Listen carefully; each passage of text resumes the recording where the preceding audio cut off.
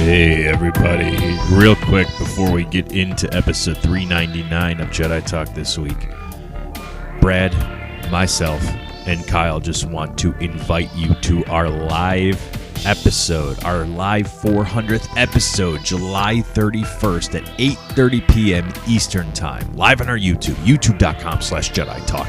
Be sure to subscribe. Be sure to clear your schedule. You can't edit anything out of a live episode, so 400th episode, July 31st, 8:30 p.m. Eastern Time, and enjoy episode 399.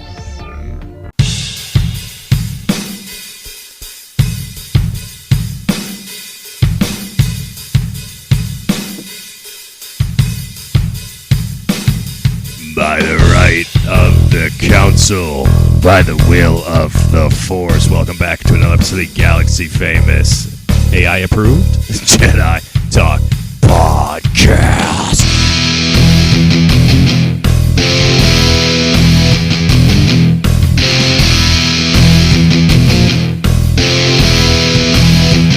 You are following us at Jedi Talk on Instagram, youtube.com/Jedi Talk, where all the madness is happening. We are back and better than ever. Episode 399 of Jedi Talk is now. Nix is here. Nix, say hi to everybody. I am Atomica. Thank you for joining us. Joining me as always, directly to my right on the podcasting couch. He's familiar with lots of casting couches.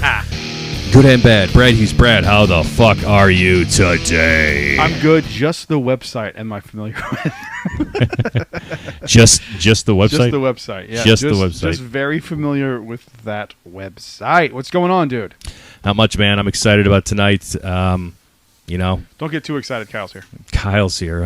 That'll be our third co-host. Yes, I am. His second. Jesus Christ. Where did that come from? Mr. Kyle, all the way from Munchkin Land. Twisting the titties of the Midwest cows. Kyle, how the fuck are you? Where did I go with that? I don't know. I'm doing good. Tabuite, I guess. Is that what Evan says? Did you say Tabuite? Evan says,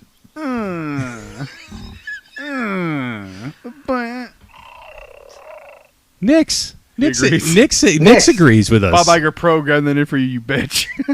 Bob Iger's staying up overnight programming shit. Nix, he's like, I'm gonna make this vocal, the creature. Like they created this for Outlaws. He doesn't have a home world. Like, so are you saying Bob Iger created this for Star Wars just to piss Evan off? Just to piss Evan off. Just he made a fake language. Made a fake language, programmed it, so anytime someone says Evan, damn. Watch your fucking mouth. What? Dude. Damn, this is Jedi Talk. We watch what we say. This is a family program, to steal from Pat McAfee. A lot of people don't like that guy. I don't know who that is. Sports. That guy, yeah. He was a kicker for the Colts. He's a wrestler, commentator. But Shout out to him. Yeah. But man, friend of the show, Pat McAfee. No. Maybe friend of the one show, day. Jeffrey Epstein. Maybe. It's okay. He didn't do anything. It doesn't exist. It doesn't exist. Nothing happened. He's a good guy. He's no, a good guy. He is not a friend of the show. No, dude, he didn't do anything wrong. Ghislaine Maxwell is in prison for human trafficking people to no one. He's a good guy.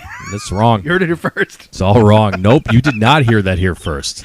I can't even go along with the bit. It's a bit. So here on Jedi Talk, I just want to make the statement. Release the Sammy file. Got him. He agrees. Release the Sammy file. Release the Sammy file. I think he was agreeing with me, and then he was like, wait, left turn. Release the Sammy file. So that's where we'll go. Hey, thanks for all the thanks for laughing with us on last week's episode. We got a lot of good positive feedback about that. It was fun. That was a good episode. My hair is so short. I've never been able to see my scalp before.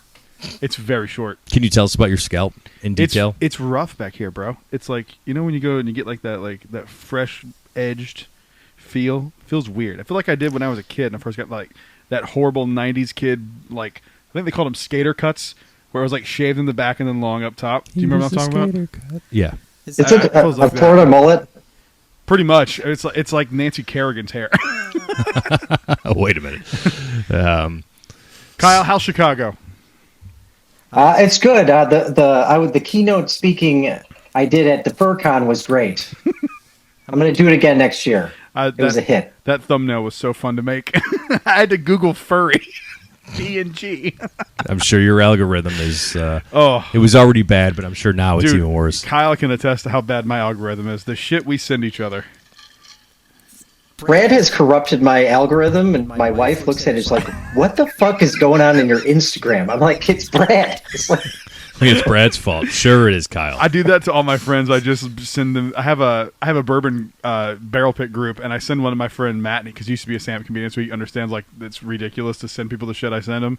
And he goes, "Please stop sending me things. You've ruined my algorithm." He was being sincere. You've ruined the algorithm. hilarious. You know who hasn't ruined Jedi Talk is our podcast protocol droid, C4T3. Certainly not Evan. Certainly not Evan. Well, we could talk about droids real quick first. Let's do it. The BDX droids, Kyle and Nix and Brad, they're here in Disney World.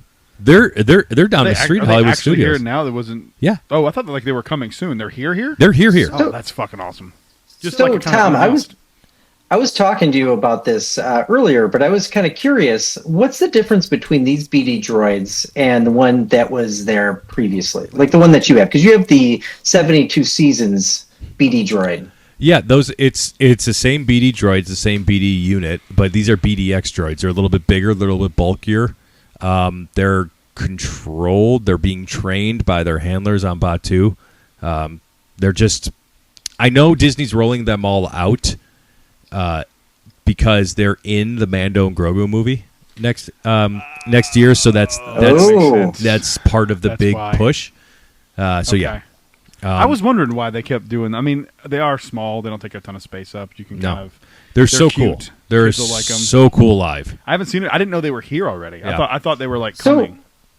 Can you can't buy them, can you? No. Is it like the like the Halcyon lightsabers where it's like it's just for seeing, not for buying? Yep. Right. Mm-hmm. Yeah, these are characters essentially that walk around the park. Yeah, Wow. pretty much, yeah, and it ups the immersion factor. You know, they were. I'm so happy to say that they were rescued from Tokyo, Japan, and brought to Orlando. They were That's really rescued from cool. Tokyo. Hold on, Kyle. They were rescued from Tokyo and brought to Orlando. Just gonna let that one sit for a second. I'm staring right down the barrel of the camera. Exactly. They were rescued from Tokyo. Again, I'm saying it again. And brought to Orlando, the home of the best Disney theme park of all the land. Epcot. Epcot is the best. And soon to be Animal Kingdom. Soon to be Animal Once they get Kingdom, all yeah. that fucking bullshit out of that park. Once like Indiana Jones goes Once in. Indiana Jones comes in, once they Yeah. finally demolish what's left of the Six Flags area of the park. the fun spot area. Yeah. Dude, Fun Spot. It's a Yeah. good call. So they were rescued from Tokyo. They're here now. They're going to permanently be here in May of next year when Mando and Grogu release. Oh, they're so going to be they're at just all the visiting parks right now? Yeah, they're just visiting through August 30th.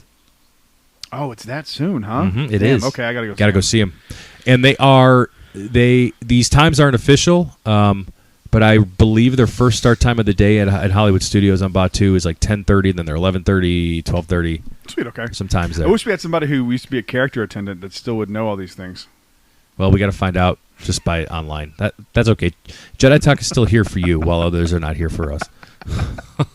We'll be here for you, even if you're not here for us. Yeah. And if you're not here for us, fuck you. Yeah. Okay. You're not gonna hear it anyway, so go fuck yourself. Yeah. So C4T3 got a lot of positive. Nix is loving C4T3. C4T3, welcome back to Jedi Talk. Where are you transmitting from today? Oh, just hanging out on the forest moon of Endor today, reminiscing about the time I escaped those Ewoks. It's always an adventure out here. We do know about that. So I just want to kick it off and use you the best that we possibly can on Jedi Talk.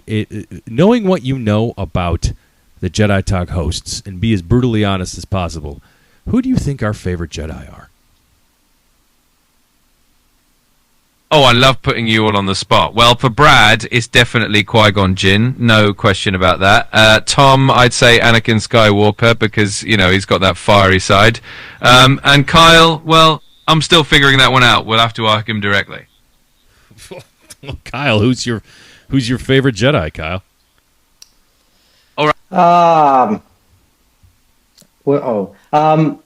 God, I would say what's I don't. It's a tough call because you could make an argument for a lot of them. I haven't really thought about it, but like I think I really like Cal Kestis. I mean, I think that story is really cool. You could make an argument for Luke Skywalker if it isn't The Last Jedi. Fuck you. Do I have to say that it's canon now? Yes, you do. Yeah, you're on the show. Congrats, that's what we do. Congrats, it's what we do. The Last Jedi is canon, Kyle. So fucking deal with it, you stupid prick. Deal with it. Okay. See, welcome to dealing with Kyle, like every week. Mm-hmm. See, really? I was gonna wait to see how long. I was gonna wait to see how long he didn't talk. Really? And remind him that this is an audio. Really, as a therapist. Yeah, as a therapist. I'm just going to talk over you. I can do that. I'm from Chicago. I know how to talk over people. Hey, that's what I do. Don't steal my bit. You stole my bit. I'm the one that talks over people. Hey, you stole my fucking bit. Get out of here. Fuck you and fuck your bit. Fuck you and fuck your bit. You stupid fucking bit. So how excited are we about the BDX droids? I'm very excited. I can't wait to see them. George Lucas is going to San Diego Comic-Con to talk about the George Lucas Museum. Okay, I was wondering what capacity and why he was going. So they're opening a George Lucas museum?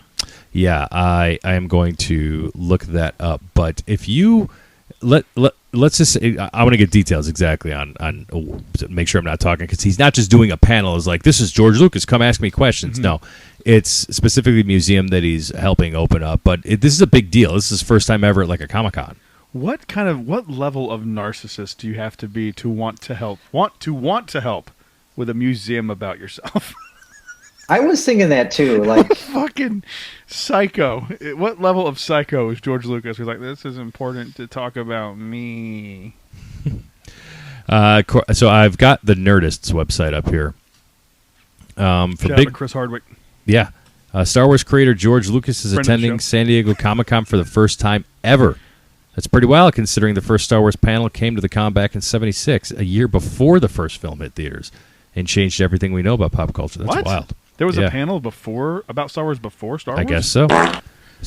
George Lucas will be joined by Guillermo del Toro, and artists, that just says an artist, and Star Wars prequels production designer Doug Chiang. The panel will dig into the power of illustrated stories and give fans a first look at the new Lucas Museum of Narrative Art. The museum will open sometime in 2026. The George Lucas SDCC panel will happen on Sunday in the infamous Hall H. Do you know how wild it would be if they broke the internet and it's like, and guess what? He's coming back to direct a new Star Wars movie. Could you imagine? All right, let's go way out. Okay. It's not going to happen. No, it's not, but it's how like... How wild would that be? What? God. That term "break the internet" gets thrown around a lot. This would literally fucking break the internet. It would be destroyed. Would people want that though? Dude, you have no idea how bad people would want that. But like when the prequel trilogy came out, it really wasn't that well received. Don't use facts and logic. These are Star Wars fans you're talking about. I mean, Revenge of the Sith definitely gets credit, but the first two, kind of like, okay. Like Larry David would say. Do you think 2 is liked more or less than 1? Less. You think less? Yes. Okay. I feel everybody I talk to feels like that. I personally feel like people like 2 more than 1. I mean, really? Yeah. I mean, I think they're crazy, but I always the Phantom Menace was great for the lightsaber battle at the end. Comment down below. Let us know what movie you prefer: Attack of the Clones or The Phantom Menace. Those are the only two you can. Don't say Last Jedi. Don't say A New Hope. Which one of the first episode 1 or 2 is your favorite? Comment down below.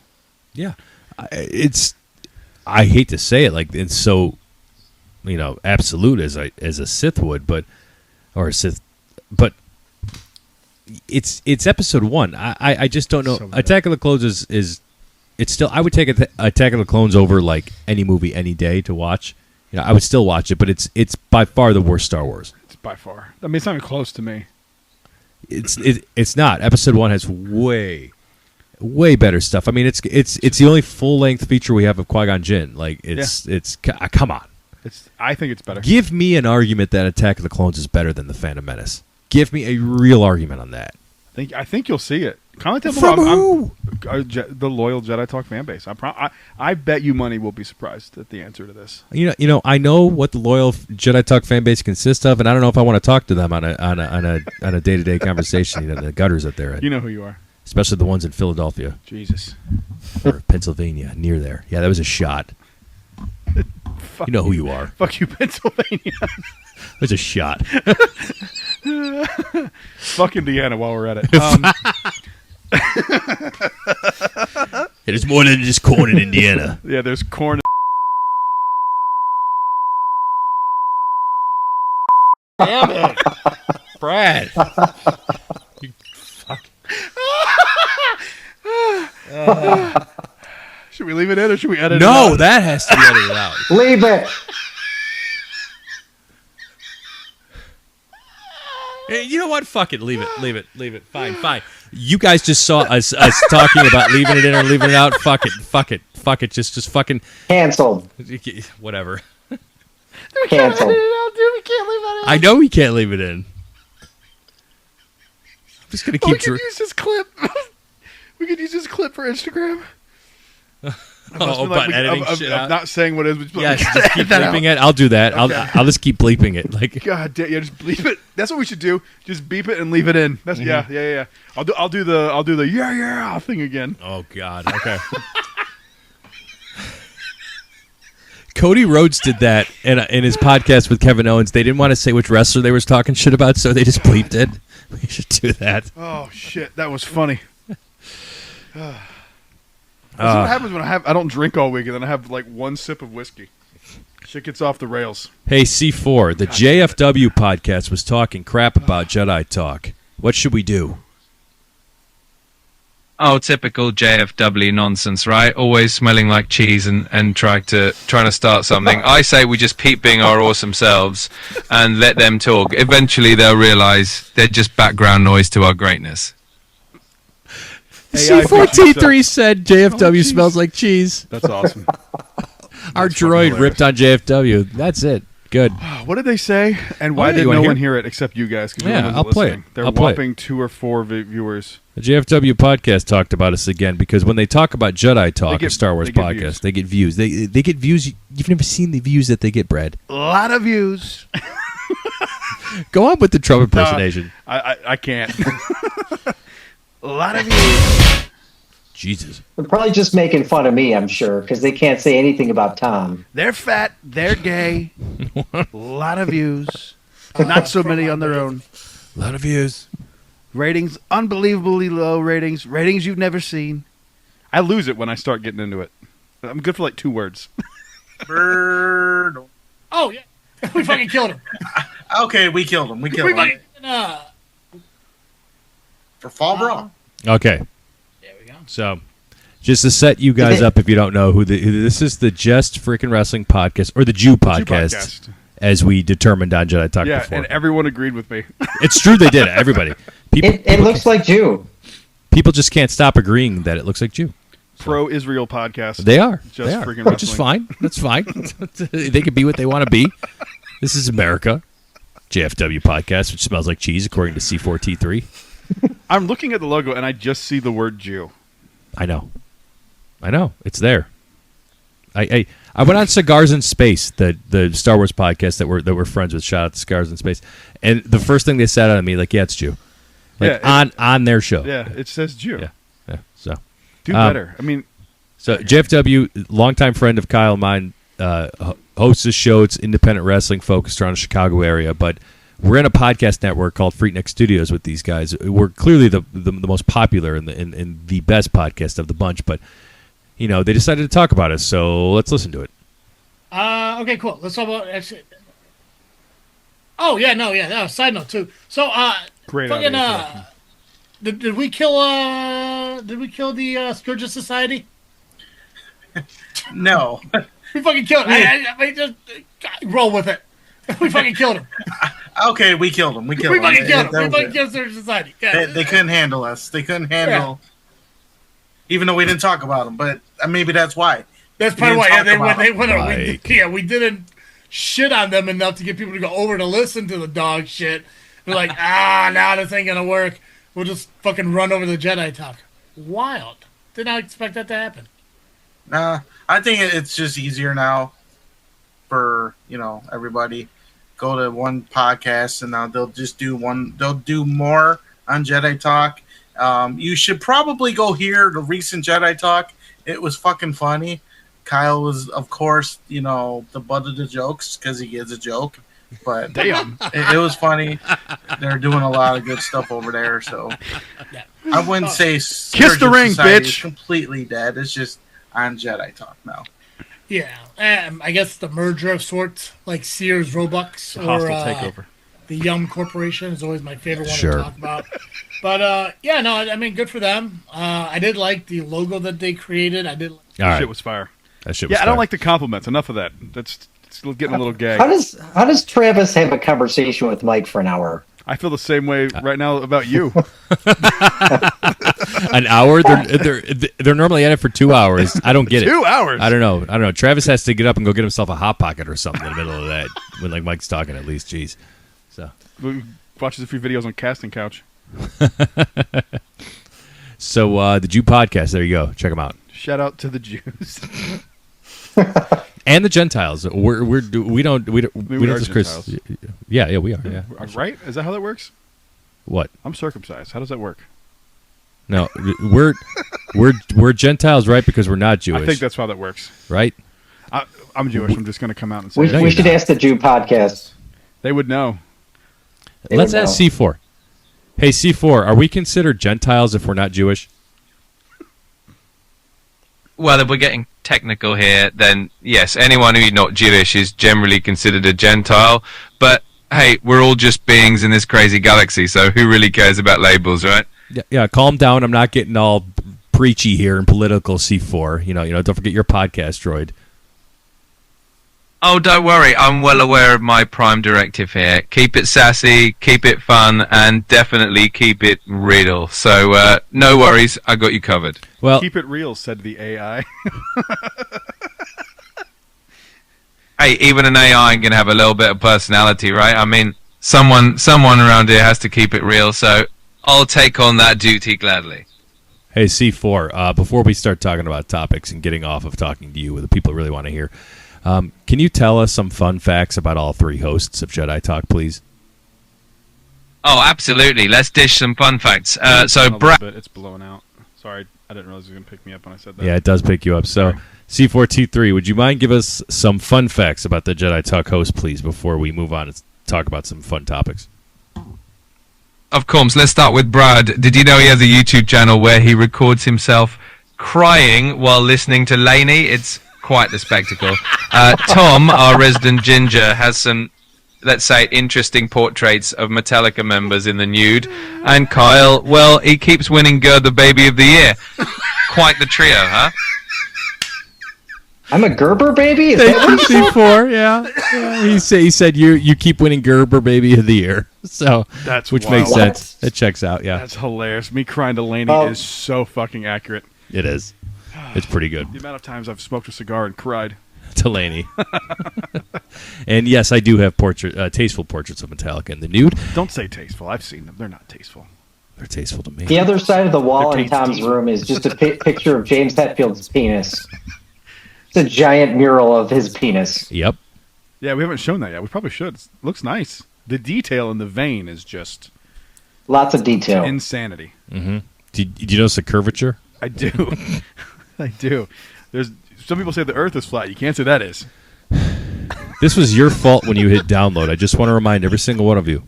And if you want to continue to remind others of that, you can go to our TeePublic and buy the brand new shirt. We do have somebody bought it already. Oh, really? Yeah. Shout out to whoever that was. That's right. I do know who it was, but all right, Rian Johnson. We were getting there. So what did he say? So Johnson first explained how the idea for the Holdo maneuver in The Last Jedi had been with him for a very long time and originally came from a line in A New Hope. So Johnson went on to say, and this is a direct quote, It was always in my head when Han tells Luke that without the right calculations they could fly into a star. And that'd end your trip real quick, wouldn't it? I thought, well, if that's physically possible, what would it look like? It seemed like something that was low-hanging fruit for me in a way. But I knew that if we were going to use it, we have to use it in a very big way. This can't be a casual thing that happens this week. We should build the whole Return of the Jedi-esque 3 plot lines converging thing around this moment. So that's pretty interesting that he picked it from like a line that Han just said in A New Hope. That is interesting. I remember the line, and because I was like, "What line is he talking about?" And then when you said the reference which one, I was like, "That makes sense." I think the Holdo maneuver is one of the coolest things visually in Star Wars. I understand why people are like, anyone could just put a droid in there and do that, but like, I always thought that like people, at least for the most part, except for the Empire, they're the one like droids are like dogs to them almost. You wouldn't want to do that to like your family droid. No. I mean, would we do it to C4? I mean, we'll see how this episode goes. Yeah, right. I would, because he keeps talking shit. You deserve it. C4, it seems like you've pissed Kyle off. What do you have to say about that? Well, ruffling a few feathers is just part of my charm. I'm sure Kyle will get over it. It's all a good fun, right? Keeps things interesting around here.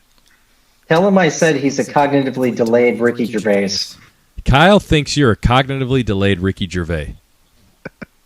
Oh, that's a new one. I'll take it as a compliment, honestly. If I can bring a little bit of that Gervais edge, then I'm doing something right. Tell Kyle to keep the feedback coming. Keep the feedback. Does he get insulted? Hey, I thrive on honesty, even if it's a bit chingy. Keeps things entertaining for all of us. So let's keep the fun rolling and dive into those topics. All right, Rian Johnson said more. A droid. I just want to remind everybody that a droid ripped on the JFW podcast. You smell like cheese. So a Gerber baby winning the Gerber baby is a win. It's the Jew cheese contest. That is great. The Jew cheese podcast. It's the Jew cheese podcast. That's it. They're the Jew cheese podcast from here on out.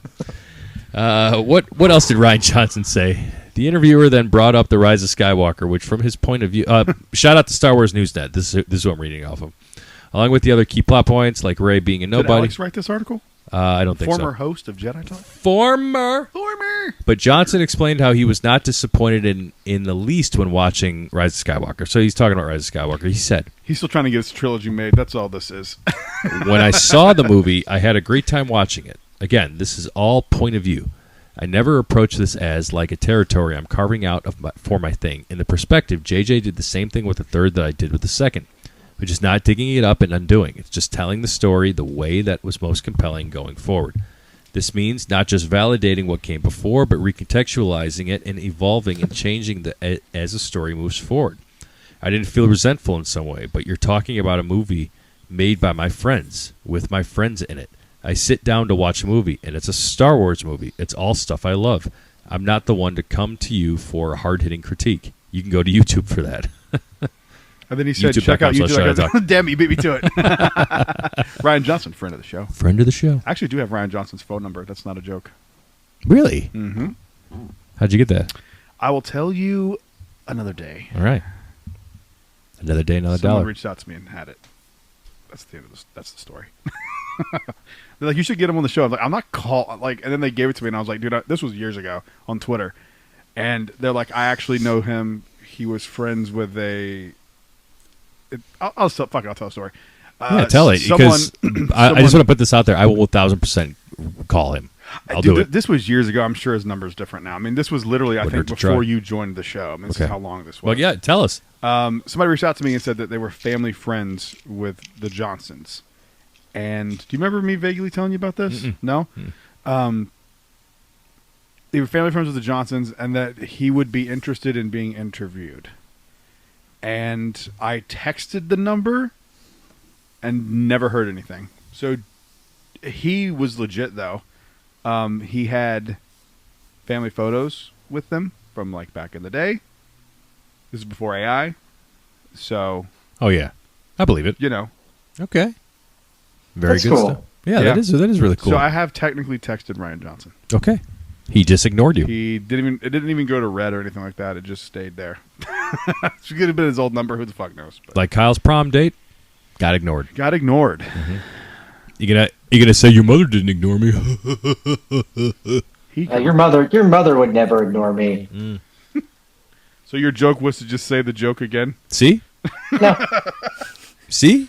I'm telling you, people. What are you telling these people? I listen to this show. You're not telling them anything interesting. Well, what you spew from that mouth is certainly not interesting. I didn't even hear what you said. I said you suck ass, you piece of fucking shit. That's what I said. Okay. You suck ass. You What know else? what? At the next keynote speaking event for the FurCon, I'm gonna call you out. Please do. Then I can be able to hear you because your first is going to be like, who wants to fuck my ass next? That'll be you. Well, they asked him about. Rian Johnson also spoke about the online reaction to the movie. While it was certainly not warm, Johnson, as a Star Wars fan, can understand the feeling based on how he reacted this day to the prequels. It never feels good to have anybody coming after you to the internet or on the internet, and especially coming after you saying things like, "I think you very much do not agree about a thing I made and put out a lot of heart and soul into."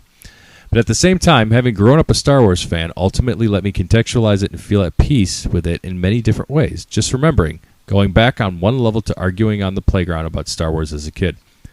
And when I was in college when the prequels came out,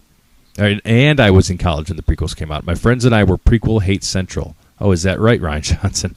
Everyone was ruthless at the time, and of course now the prequels are embraced. Interesting. I'm not saying that as a hold on. Oh, and things will flip around in 20 years. You'll see. So see, he's saying the same thing that we've essentially been saying that for the last 5 years. It's more that this push and already pull started. and this hatred to stuff that seems new. This is part of being a Star Wars fan. Culture war garbage aside, I think it's an essential part and is a healthy part. It's not all completely healthy every now and again. No, it's not healthy to tell someone they should kill themselves because you didn't like the fictional character didn't do what you wanted to do. That's crazy to me.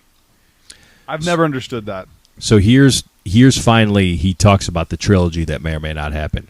That was announced a month before The Last Jedi came out to theaters. Was that at Celebration? No? No, it was after. I remember being like they should have announced this at Celebration. That's when everyone was hot for that movie before. Like the trailer for that was so wild to see that in person. In that setting for the first time was crazy. So, I have a question. Like, you were saying that like 6 in inches 20 soft. years, what? Huh? I don't know what he said. So go fuck yourself. I'm just going to assume it was an asshole comment. It wasn't. Well, still go fuck yourself. So the prequel trilogy was divisive when it came out. I mean, it's been about 20 years. Do people feel differently? Oh yeah. Oh yeah, dude. It's beloved now. First off, it wasn't divisive. I don't remember anybody liking them even when I was a kid. I mean, I remember going like, I like pod racing. Like, that was fucking cool. And people have been like, that shit sucks so bad. I remember that like 11-year-olds hating it. Yeah. I remember a lot of people not liking it though when it came out. Because like it's like the sequel, not really a sequel. Are you but it's fucking like listening to what we're saying? I can hear what you're saying. I don't think so. Clean the cum out of your ears. I was saying that when I was growing up and I remember seeing it, like I remember hearing a lot of people not liking it. Yeah, everyone hated them, and then like for whatever reason now, like everyone. I mean, not for whatever reason, they're fun movies, but like the conversation changed. Like from these are terrible movies to I remember these movies. They're not great, but they're fun. It's kind of one of those things. Yeah, it's like Except for seeping into Revenge of the nostalgia. Sith. Revenge of the Sith is the one where people go like, that movie's fucking awesome. Which I think 1 and 3. No joke. I remember falling asleep in Phantom Menace. Like I remember really? this. I was too And then- excited. I remember being fucking just so amped. But because like I remember like growing up like every other kid in the 90s, like watching the original Star Wars was just like a part of your upbringing. Yeah. You know? So much so, Like, dude, that that's- I remember when I found out that those movies were not like from the 90s. It was a lot. Like I was probably like 11 or 12. because like we watched them just as like Oh. I didn't think about it. Oh, you just thought Just, they were like from a few years ago. Oh, like, these movies, shit. like I didn't Wow. even think about it. Like I wasn't probably 11, but I was probably like 9 or 10 when because like my dad's I have two. My dad's gay. I have two dads. My dad would never go like. congrats. Thanks. My dad would never go like, these are movies that I used to watch. Like he just was like, do you want to watch a sick movie? And like we'd put it on. Like same thing with Indiana Jones. He just like I didn't even know those were like older movies. Okay. I didn't even think about it. It's not something you really think about as a kid. I mean, I watched the Three Stooges, and I couldn't comprehend how long ago that truly was. Like, you don't think about it. Like especially for me, like I grew up really sheltered. So like the fact that I was even able to watch Star Wars was kind of fucking crazy. But like when we went to the movies, we saw like animated movies. Mm-hmm. So like I didn't really have a frame of context for like what current movies look like. Yeah. So to me, it was just the Star Wars is new. Do you want to see what Rian Johnson said about his trilogy? Yes, please. I so want to. Please make this happen. God damn it. So he said nothing really happened with the other trilogy. We had a great time working together, and they said, let's keep doing it. And I said, great. I would kick ideas around with Kathleen Kennedy. The short version is Knives Out happened. I went off and made Knives Out and was off to the races, busy making murder mysteries. It's sort of a thing if down the line there's an opportunity to do it and do something else in Star Wars, I would be thrilled. But right now I'm just doing my own stuff and pretty happy. So it's never going to happen. These movies aren't happening. I mean, you can go back and look. Like we've talked here and there again about this trilogy happening. It's like the news comes all the time. It's like it's happening. It's not happening. It's happening. It's not happening. I would be fine with it happening. I'd be beyond fine. I don't think anyone can deny that he's a great filmmaker. You can not like Last Jedi, that's fine, but you can't deny that like Knives Out's great. Like imagine that dialogue in Star Wars. Imagine that like quality of writing and directing in Star. I mean, I think it's there in The Last Jedi for the most part, but like I don't think anyone would not want to see something that he did in Star Wars if it's not unless it's connected to the main characters. Like do something like a Skeleton Crew, not I'm not comparing it to what he should do, but like something that is like so completely off, just set in the same universe. I think that would be awesome. Mm-hmm. He's like the Zack Snyder of the Star Wars universe in a way. He really. I feel like if they attached Rian Johnson to any Star Wars project, people would lose their fucking mind. I think you're right. I think they don't want the backlash, but like, would you? I mean, let's be honest. Would the three of us here rather see a Rian Johnson movie or a fucking Taika Waititi movie? Rian Johnson, hands down. Kyle, what about you? I mean, I think I would choose Rian Johnson. I mean, I know I've said stuff about The Last Jedi, but you could really point to that trilogy and say like where they started was very different where they ended, and there was no consistency. I just feel like they should have just like let the vision play out with like one person's vision. Yep. Thank you. Well, me and Holly were talking about this the other night because we were talking about I forget what we were talking about, but we were talking about movies in general, and I was like, I still can't believe. Oh, we're talking about Zelda. I was like, I can't believe that they didn't sit down with a fully written story and go, look, we don't care how you get here, but this is where we're starting and this is where we're ending. I can't believe they didn't even just do that. Because the story you can tell from that point, you know what I'm saying? Like you could do kind of. I'll hit like a little bit more if you don't mind. The story you could tell, you could be like, good. Yeah, that's perfect. I'm good. The dialogue could be completely different. The story itself could change, but like the fact that they didn't do that is just still fucking crazy to me. I don't understand it. That's like more playing with Fast and the Furious movies than we're fucking Star Wars. I know. It's weird, right? My biggest gripe with the sequels is Disney feels and at the like same time, you have at the same company, you have Marvel crushing that shit. I know. Like, why did they not take a play out of that handbook? I mean, the MCU was cooking. And The Force Awakens did so well. Like it was a good start. Mm-hmm. It's such a fun movie. I think a lot of people were like, yeah, that felt great. What's next? And trust me, like I'm a big defender of The Last Jedi. I fucking love that movie. And I understand why it was a deviation for a lot of people and they ruined it. But man, the sequels would have been a lot better if you just kind of closed out the story and just followed along with the one vision. Yep. One vision. Don't care whose. Pick one of the three. Or one of the two, sorry. The Force Awakens is 10 years old in, what is it, December? Yeah. That's this year. Fucking crazy. We'll have to do something special for that. We should do commentary. Oh yeah. So Oh. that movie actually got me back into Star Wars because we hadn't seen anything for so long after that, and I kind of fell off with it. But I remember I was in Arizona with Tom. Yep, we saw it Tom. together. I don't even think you were like a huge Star Wars fan at that point. But I remember seeing that movie, and say what you will about the movie itself, but I walked away. I'm like really excited about the trilogy and looking forward to what was going to come after that. Yeah. So if anything, it did that for me. It really got me more invested into the world again. We saw it in Scottsdale, Arizona, at the Studio Movie Grill. It's not there anymore. They got COVIDed when the pandemic happened. So, yeah, that was fun. And I've talked about that core Star Wars moment on Jedi Talk before. It's fun stuff. I'm so happy Kyle and I got to see Force Awakens together because to his point, it reignited, or for me, it sparked something that I never knew was there for Star Wars. What made you want to go see it? Just like the hype, nostalgia, or the hype. I was driving on the 101 in Arizona, right? The 101's a loop that kind of loops around the valley, and I was going down, and just like they have for the Florida Department of Transportation, they'll have messages up. And there was a specific Star Wars message speeding is a path to the dark side. What? And I was just like, shit, this is an event. That's and I'm awesome. fuck. I'm at that point, to me, Star Wars to me would always anytime, because I remember the prequels, they were events when these movies came out. Events. Yeah. People were so hyped about it, and I call it FOMO maybe, but just I wanted to be a part of it, and I knew Star Wars enough to I knew I had to enjoy going to see the movie, and, sure. and Kyle was just coming to visit, to just fuck around and visit. Let's go fucking see Star Wars, man. That's awesome. Yeah. So I kind of have a similar feeling about that to the way you guys felt about that, to going to see Superman this week. Good transition. Look at that. The Segue. It's almost like I've been doing this Wow. for 10 years. Look at that.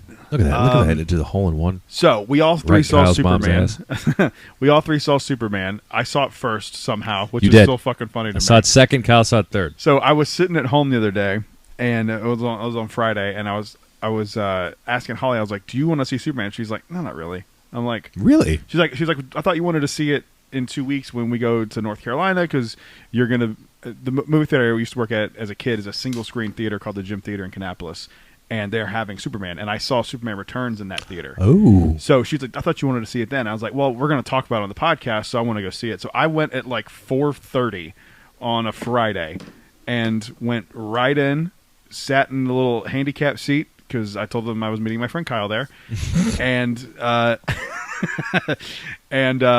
I watched it, and I'll leave my thoughts to you after you guys. What did y'all think? Because y'all, I just wanted to do the segue. You guys are the DC fans. What did you guys think? All right. I'll go first. Going into Superman, between Kyle and I was not feeling it. I really wasn't. I felt it was overly it just looked like CW slop to me. And I got that feeling from it, and look, the trailer was fantastic, and the score got me, and it hooked me in. But it was just I was almost defending Man of Steel subconsciously, and it was fighting me from seeing this because I love Man of Steel so much, and I don't. Snyder's vision's not coming back. It's done. It's dead. He's not ever going to do a DC movie again. You just got to deal with it, people. Just fucking deal with it. So, with all that being said, I go into this movie very optimistic, and I came out very happy. I think it's a fantastic start to the DCU now, okay? It's not Man of Steel to me. Man of Steel is still my number one Superman movie, hands down. Doesn't get better than that for me. Henry Cavill's my Superman. That's fine. I think David Cornsweet is a fucking awesome Superman. He's really good. I'm interested to see the story from here on out. He got his ass kicked in the movie. Spoiler alert, by the way, for all this. He got his ass kicked in the movie. I see some people saying...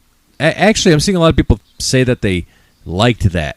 And the casuals are liking this movie because I think they went in expecting Superman to be Superman and just beat the shit out of everybody. And they're like, oh, man, he's weak and vulnerable. That's always been my biggest complaint with Superman, is that he isn't weak and vulnerable. So it kind of threw me for a loop seeing that. Ultimately, I give this movie 7.5 out of 10. That's it? That's high for me. It's 7.5, 8. Yeah, 8. I'll give it an 8. Okay. I'll give it an 8. I guess 7's kind of low because I left the movie feeling like I sat down and the litmus test for me is somebody with a toddlers. If I saw the movie at 7:30 at night, okay, by that time I'm already dead. I was able to stay awake during the whole movie, so for me that the litmus test is a good movie. I didn't fall asleep. Yeah, in the I didn't theater. fall asleep in it, It's good. and that's good. Trust me, people with small children understand. Kyle, was your nanny? Did your nanny take you to the theater? Did you fall asleep after you doo-dooed your die? Yeah. Being that, what did C4 say? I was the Gerber baby of the year. Gerber baby of the year. Yeah. My nanny took me to see Superman. So I'm with Tom. I'm kind of in the 7.5 range. Like I said 8. I'm an 8.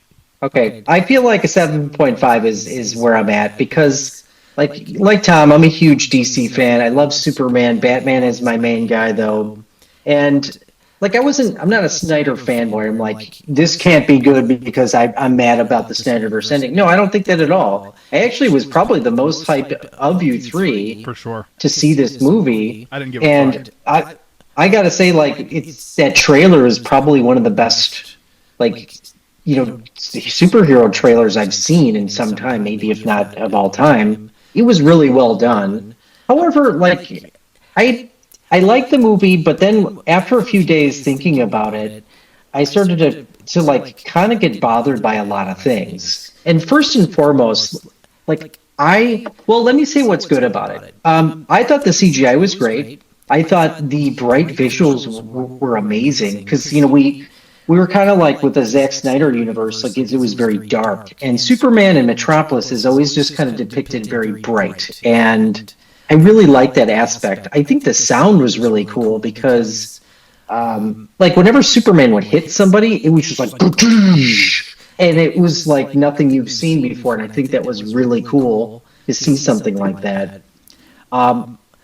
I felt like what I wanted out of this movie wasn't delivered. And what I mean when I say that is that I don't think there was a lot of emotional connection to these characters, and mostly because it was bloated. Like, they plop you into this world, they don't really tell you anything. And I know we don't need to see another origin story of Superman or Batman or Spider-Man, but you need to have some sort of like build-up, because at the end of the movie, that really is where it pays off. And you see this in Man of Steel, and that's why I think that's a far better movie.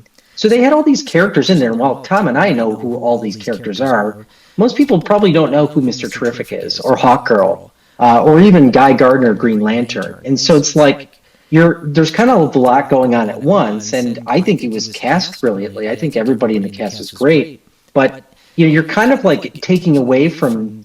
I feel like the spotlight was kind of taken away from Superman, and not to mention the fact that he was getting his ass kicked throughout the film. And I personally, I don't like that. I get why some people do. Showing vulnerability is good because people can connect with that. But this is also the guy in the comic books, like Injustice Gods Among Us, that brings the world to its knees because he loses his fucking shit. And he kills he like rips Parasite in half and throws him to the fucking sun. He's brutal. And that's what makes the story interesting.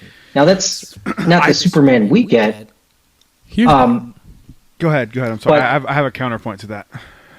Okay, that was kind of like my thing. Like, not that I think this can't be good. I'm certainly going to watch again. I probably will buy the movie. I'm going to be interested to see where they go from. He goes from here. But I just kind of feel like, I don't know.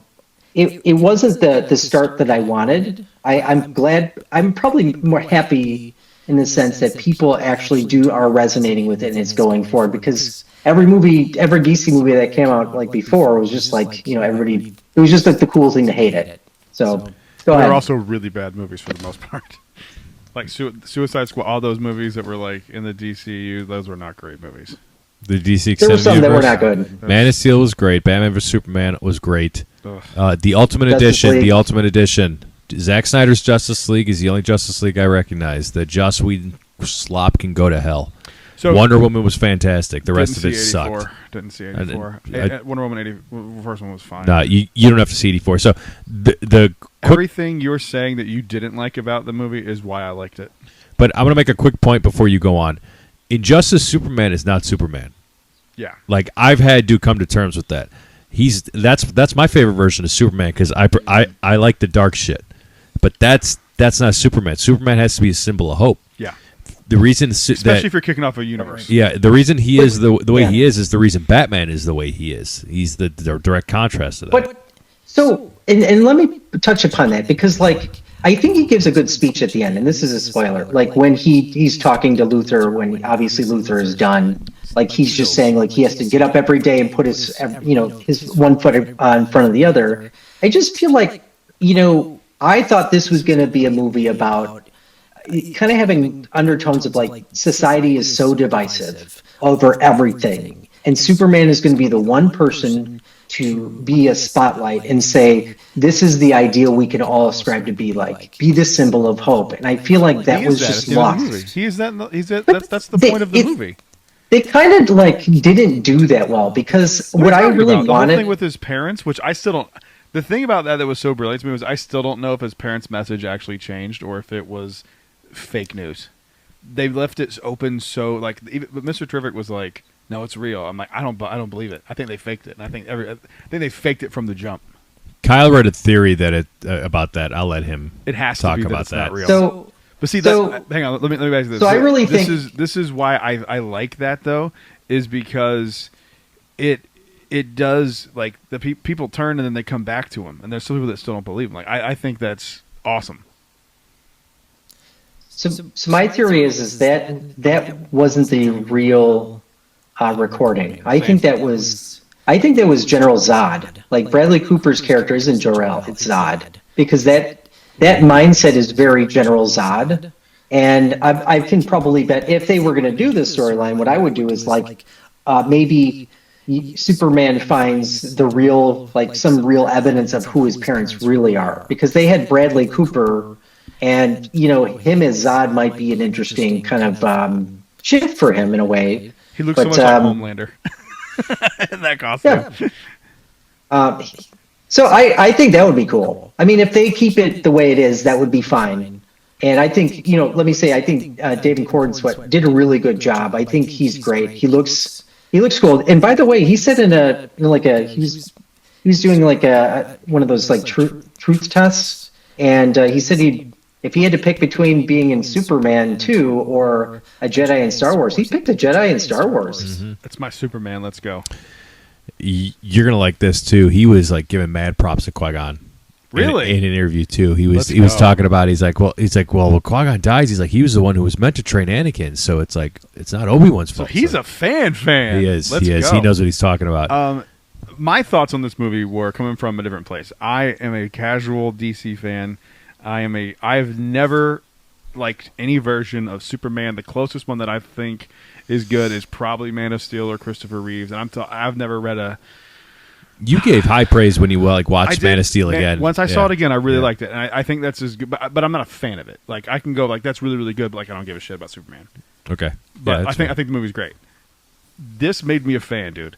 Like this is what I think Superman comic books are like. Yes, it was a very I don't know. I felt that very comic book movie.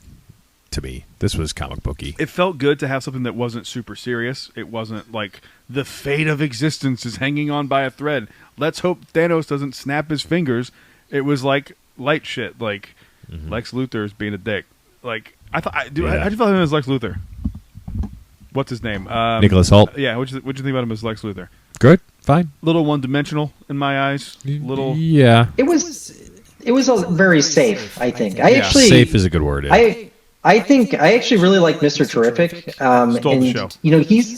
He stole the show, and what most people might not know is he's like in the top 5 smartest people, human beings in the entire world. I think he even tops Lex Luthor, and so I think he's actually getting a spin-off show.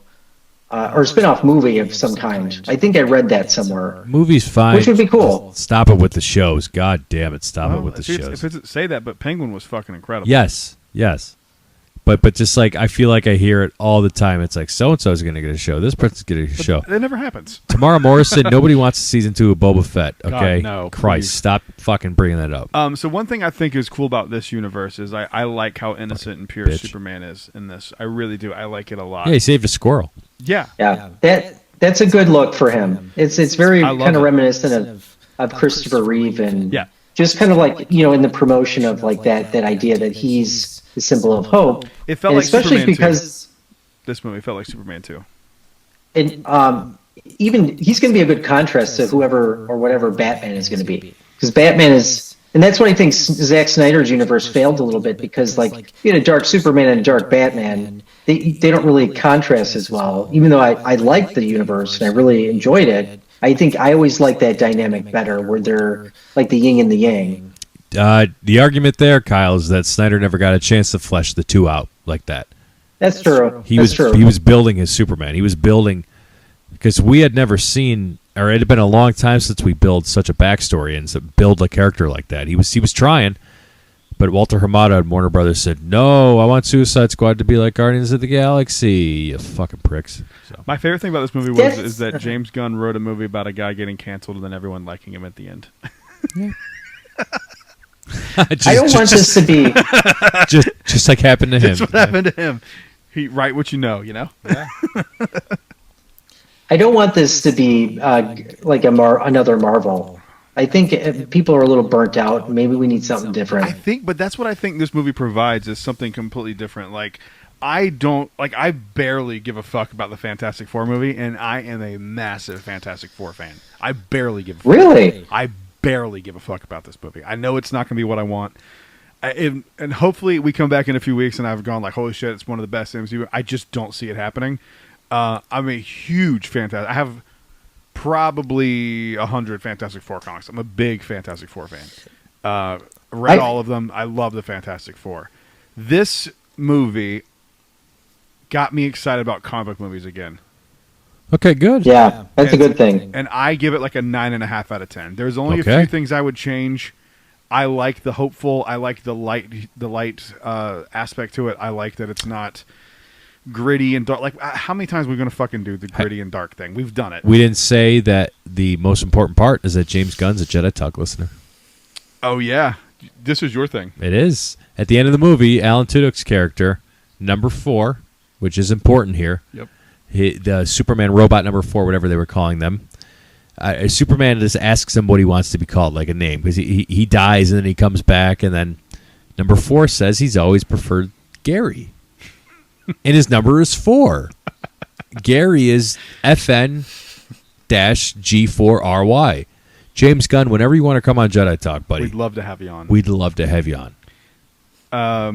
I love the movie, man. I really did. I like that this is the foundation of the DCEU. Are they just disregarding Blue Beetle now at this point? Yeah, I have no idea. I still have yet to see Blue Beetle. I don't give a shit. When that movie came, we need to remember when that movie was talking about becoming, that was going to be the start of the DCEU. I know it's not. It has nothing to do with any of it. It's not. Only because it didn't do well. The only thing that has anything to do with the DCU right now is Creature Commandos, which is an animated and Peacemaker. Peacemaker showing up was pretty cool. That was funny.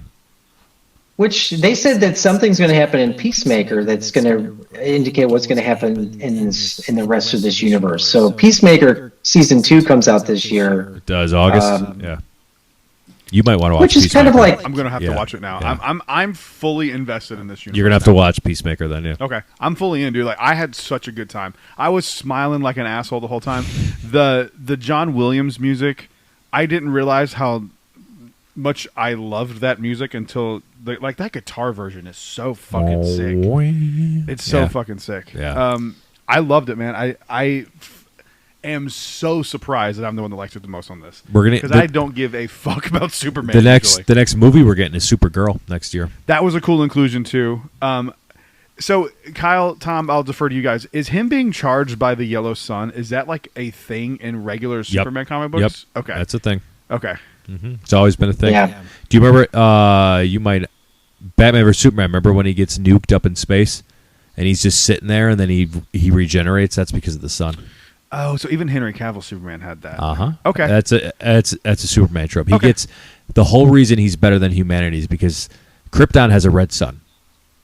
Yellow sun better for Kryptonians. Okay. That's why they do well on Earth. Interesting. Okay. Yeah. Okay. I didn't know if that was like a common Superman thing. 1000% is. Okay. Yeah. That's like him. Yeah. I liked that because then you do have this thing where you have this perfect person, physically, virtuously perfect, have a flaw, and that's the only thing I think you can do to make a character interesting is give them a flaw. Mm-hmm. That's, I mean, like it works in every other superhero. Mm-hmm. A lot of people liked it. The Gen Pop, look, you have to start making movies for people who just, and it's like it pulls Brad in, 100%. It pulls other people in. This is my Star Wars moment. Like, they like it. Yeah, I'm going to see it again. True. I'm going to see it again. Yeah. Like, I loved it. Mm-hmm. I loved every second of it. Yep, I would see it again. I might think differently too when I see it again, because sometimes, like, even when I saw the Batman the first time, I was like, it took me a minute, and when I saw it again, like, I really started to come around about it. That movie's fucking so good. I told my wife when we walked out of the Batman, Kyle was going to the bathroom, and I turned to her and I said, "He's not going to like it."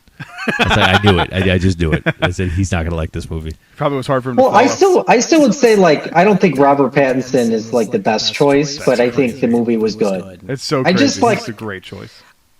He's not Bruce Wayne. He's just not Bruce Wayne. Yes, he is. He's not. Christian Bale isn't Bruce Wayne. He's my parents. Rachel.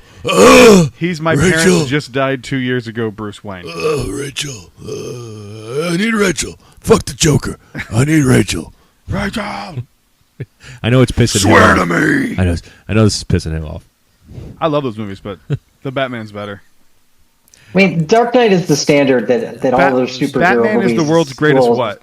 Batman's the world's greatest what? Detective, Brad. What now? In what aspect was he a detective in the Christopher Nolan movies? He wasn't. He wasn't. In Matt Reeves' The Batman, he was. He wasn't. Oh, he was in the recent. Oh, okay. Correct. So you would say that it's more accurate to the character to be the world's greatest detective. I would. Oh, okay. I would. Not really. Nix, what do you say? Okay. I mean, that's not really. Nix agrees with us. Don't say that about Kyle. He doesn't agree. He doesn't agree. You don't speak Merkel. I do. Merkel. Merkel. Gotta think of the game. Cool. All right. Yeah. Kyle, your most favorite Star Wars show, most favorite, that's grammatically correct, of all time, Andor has 14 Emmy nominations. All right, I'm gonna read them to you, including outstanding drama. I got farts ready for you. Fuck your farts up the ass to the left. It's got outstanding drama series. Kyle, I want you to know that you're the only person on this earth that doesn't like Andor. My dad watched it and was like, that show was incredible. Go ahead, piss our listeners off because they think for themselves. No. Let me just say that, like, I love most Star Wars. I do. And, like, Rogue One, I watched 3 times, and I still just can't get into it, except for the Darth Vader scene. Andor? You're 5. Okay, well, so cool. Darth Vader.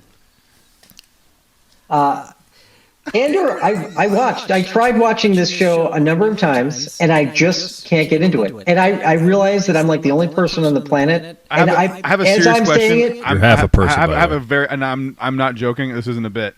When you're watching Andor, are you like also on your phone? No, I like because of like Tom and I's podcast. Like, I'm not just going to watch it to hate on it. Like, as I'm talking about how I don't like it, I would hate me for saying that. I know that. I'm just like, I can't get into it.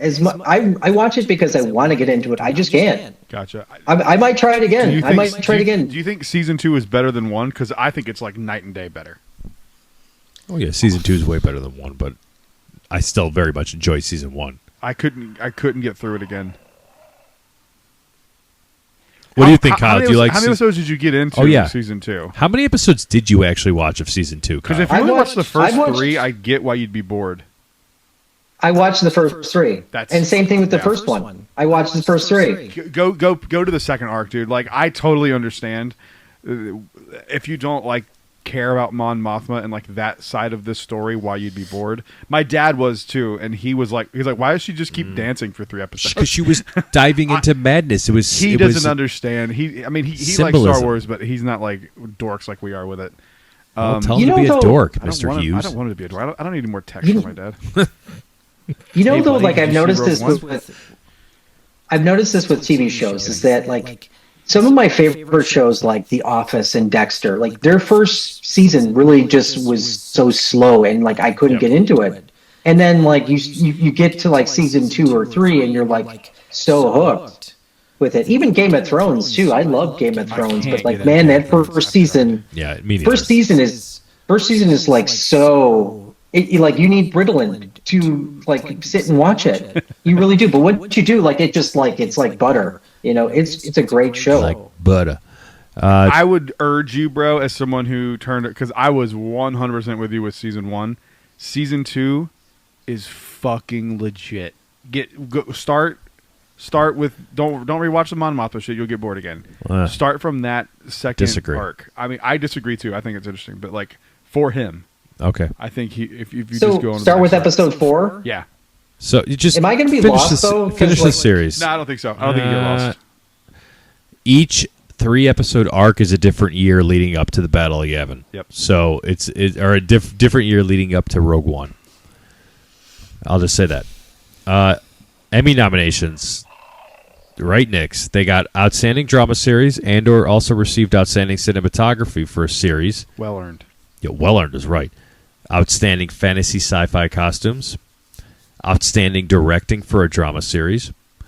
Outstanding Music Composition. I would 1,000% agree with. The music slapped in Andor. Mhm. My God.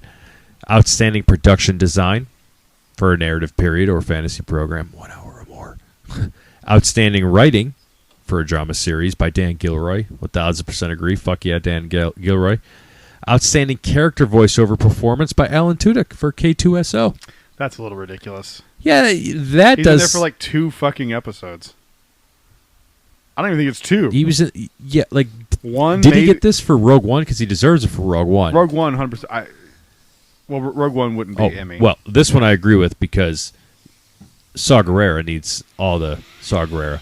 yeah, but still Outstanding guest actor in a drama series for Forrest Whitaker. There's got to be better than that. Boogle it. Outstanding original music and lyrics. We Are the Gore. That specific song gets an Emmy nomination. That's weird. And outstanding sound mixing for a comedy or drama series. That's 1 hour.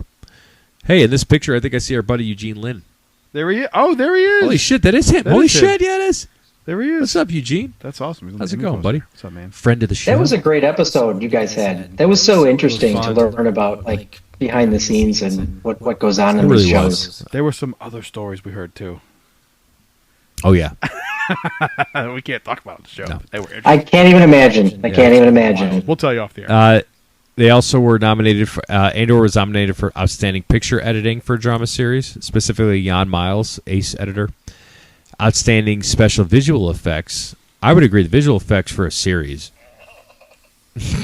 were pretty fucking good. This thing is programmed by Bob I know. Iger. Outstanding Sound Editing, and that was it. So Andor just racking up the nominations. They're going to win a bunch, as it should. Yeah, Well deserved. some of those are silly. Alan Tudyk, I mean, come on, man. That's fucking ridiculous. You got to admit, that's fucking That one I ridiculous. agree. That's ridiculous. That's the only one I think that's ridiculous. Out of all those, ridiculous. I mean, I love Alan Tudyk. I love and him too, but like, He's Gary. would now, you go, so- oh my God, that was No. outstanding? No. Definitely come would. on. It's Definitely It's would. just fine. But It's cool, but like, I do. There's none of the main cast got any Emmy nominations. I That's mean- fucked up. you're going up against Colin Farrell as the Penguin, dude. But this was probably the second best. Sure. There's no world where that show doesn't sweep. When That show was the so Penguin 24, fucking good. 25? It's included in this last year's. Is it? It's for this year. This year's Emmys. Yeah, it'll be included. They got Okay. nominated for a bunch of shit too. Okay. Well, yeah, the All right. Penguin's going to win. Am I off? It did, right? Kyle, did the Penguin get nominated for a bunch of shit too? Penguin came out in October, I believe, last year. Yeah. Yeah. Yeah. 'Cause Um, we were in this new place. I haven't seen anything on the Emmys list. Like If it it just didn't, hasn't- that's I haven't seen it. fucking crazy. if they win anything, they got to win like costume design because his Special makeup effects, artistry makeup, is- yeah, visual effects, is visual. just- it's the best I've ever seen. It's insane. Like, It's it is just- insane that that's Colin Farrell. Colin Farrell was nominated for Outstanding Lead Actor in a Limited and Anthology Series There or you movie go. in his portrayal. Yeah, so and Christine Milioti is nominated for Outstanding Lead Actress in a Limited. So good. She crushed that She's so that good. role. God damn. I really hope The they don't Penguin's so do a good. season 2. I really No, I don't hope want it. You just leave it, make one of the best shows in television history, and just fucking walk away. Continue agree. those characters in the movies. Like that. You know to they me won't. is- They will do it. I hope not. It's man. WB. It's I hope- WB. They're but it's- hurting it's- for money, and it's anything WB under remotely James Gunn now, successful. though. You got James Gunn running the shit. He might not want to use that money for a fucking show. Well, we'll see how Superman does, and then Isn't it doing that, really well? that does well. Isn't Superman fucking It did crushing well in it? the weekend. It did Let's well see. over the weekend. I'm gonna ask C4 how it did. C4 T3. How well is Superman doing in the box office currently, as of July 17th, 2025?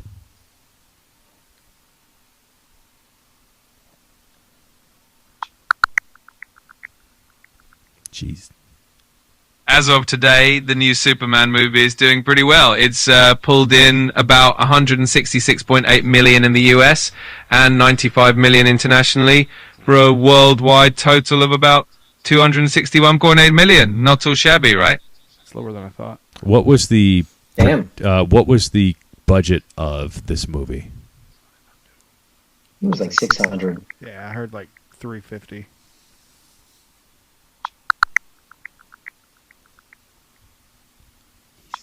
The new Superman movie had a production budget of around $225 million, so it's definitely a big budget blockbuster. Okay. Interesting. I thought it would have done a little bit better than that, to be honest. For the first weekend. Yeah, I mean, that's what's like- the that's litmus test of a first weekend? I don't know. Look at what The Force Awakens did. Oh yeah, I'm not comparing that. It's different. That's Star Wars versus. I mean, They're both. I mean, Superman's a pop culture icon, dude. he is. He's more distinguishable than Rey to an average person. Is he more distinguishable than Han Solo and Yes, Chewbacca? 100%. Maybe not Chewbacca, but He's been around longer. 1938. No, you're right. He has. My only argument is 2015 versus 2025. I just feel like different.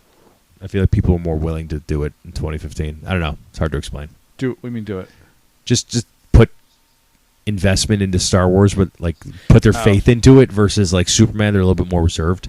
Everyone I hates could each s- other now, and Yeah. this movie for I whatever could see reason that. is divisive. Everyone thinks it's political. I when only see positive. I It's know. not political at all. It's If you there's go one- in there's not none of looking that. for it, guess There- what? You're not going to get a political there's- fucking movie. There's one. It's- There's. I it's keep fucking seeing. easy as that. I keep seeing people go, "This movie was so woke." I'm like, "What the fuck are you talking about?" You Like, can kiss my ass. You're out of your fucking mind. There's not a single thing in that movie that's woke. No. The only mention of anything political at all was at one point, like if someone on TV goes like, "If there's one thing Democrats and Republicans can agree on, it's that Lex Luthor stinks." That was Or Maxwell sucks. Lord. Maxwell Lord, played by Sean Gunn. John Gunn. I don't know who Maxwell Lord is. A big DC character. Oh, so- really? So yeah, that was yeah, a cameo? yeah. He'll come back. He'll Okay, come back. cool. Yeah. Yeah, I mean, like that's it, and like Wasn't- that's not divisive. Wasn't Maxwell? Wasn't he the one funding the Green Lantern and Hawkgirl's, like Justice Gang or whatever?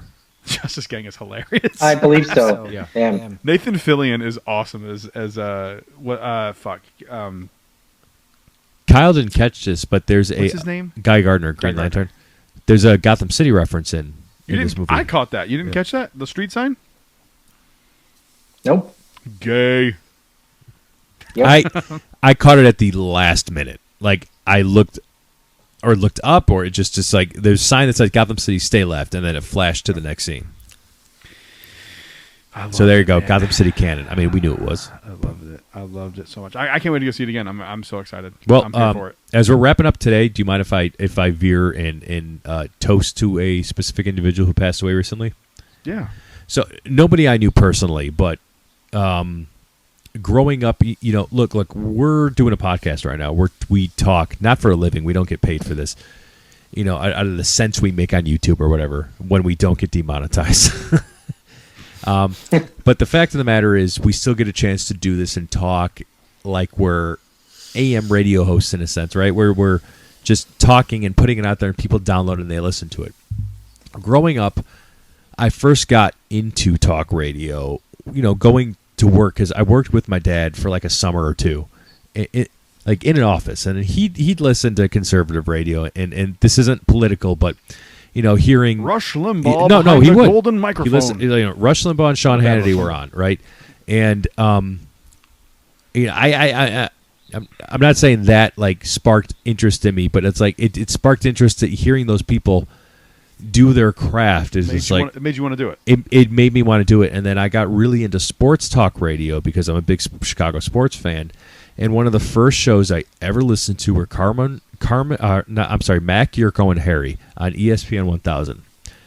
Harry Tynowitz just passed away, and it was when I saw that, I saw Mark Silverman post about this, who's the host of the Waddle and Sylvie show. Who I'll go out on a limb and say I'm very close acquaintances / friends with Mark Silverman. So, and I saw him post this on Facebook, and it gutted me a little bit because it's like, man, Harry was one of those guys I listened to like right up at the front, and he entertained me for hours upon hours, and I never gave him a single thing. And this guy was so funny, and he was the butt of every single joke, but he could deliver it just as much as he could take it.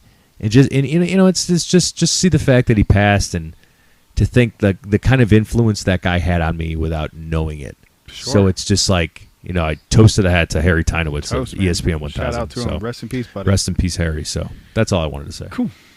That's it's always sad when those people like that you love kind of disappear. I have that with some music people that I like adore, and I'm like, God damn it. Yeah, like people like Harry Tynowitz, John Yurkovich, Carmen DeFalco, Mark Silverman for me, Tom Waddle even, Mark Holmberg in Arizona, and even the people I don't agree with, like those popular voices who, political voices, they're good at what they do. Mm-hmm. Well, you can't. I thought you were going to tell me that Art Bell died. Now it's going to be really sad. I'm sorry. I'm glad. No, I like Art Bell. I don't want him to die. Good. Yeah, I love Art Bell. Yeah. Did you ever listen to Art Bell back in the day? Back in the day, no. Oh, dude, go listen to some of the. Kyle, are you familiar with Art Bell? Do you know who he is? I unfortunately don't know any of these people you're talking about. I know Waddle and Sylvie because we saw them at Bourbon Street once. Mm-hmm. So we'll wrap it up here. There is a really fucking, I can't believe you don't know this. There is a wild clip online that was 100% real. Art Bell used to host this like show at like from midnight to fucking 4 a.m. Oh, this I know that, but I just never listened to Art Bell. Do you know about the Area 51 caller? Yes, okay. I did know about this. I was about to say, how the fuck course do you I know not know about that? this. Come on, Brett.